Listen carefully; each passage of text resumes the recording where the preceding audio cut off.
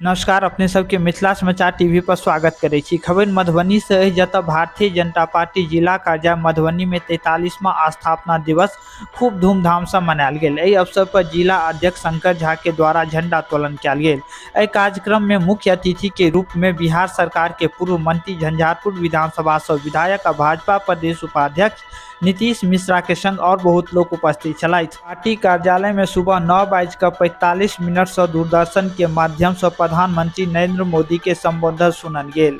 प्रधानमंत्री जी सरकार द्वारा किया जा रहल सामाजिक न्याय और जन कल्याण के कार्य पर विस्तार से कहलथि। संगे अमृत काल के 25 वर्ष में विकसित भारत बनावे के विजन के साथ कार्य करे के प्रेरणा सब भाजपा कार्यकर्ता के दिलथि। प्रधानमंत्री नरेंद्र मोदी के संबोधन सुनला के बाद जनसंघ काल के पुरान कार्यकर्ता सबके सम्मान पाग दुपट्टा से सम्मानित कयल गेल। तै के बाद फेर सभा के आयोजन कयल गेल, जैके अध्यक्षता जिला अध्यक्ष संजय झा और संचालन जिला महामंत्री देवेंद्र कुमार यादव। सभा के संबोधित करैत बिहार सरकार के पूर्व मंत्री, झंझारपुर विधानसभा के विधायक, भारतीय जनता पार्टी बिहार प्रदेश उपाध्यक्ष नीतीश मिश्रा कहलथि जे प्रधानमंत्री नरेंद्र मोदी के सफल कार्यकाल में गांव के गरीब, किसान एवं महिला के चौमुखी विकास भ रहल अछि। धन्यवाद ज्ञापन जिला उपाध्यक्ष संजय पांडे केलथि। कार्यक्रम में मधुबनी जिला के संस्थापक अध्यक्ष गंगाराम झा, अयोध्या पासवान, परमेश्वर ठाकुर, सत्यनारायण मंडल, अवध यादव, विनोद कर्ण, जगदीश देव,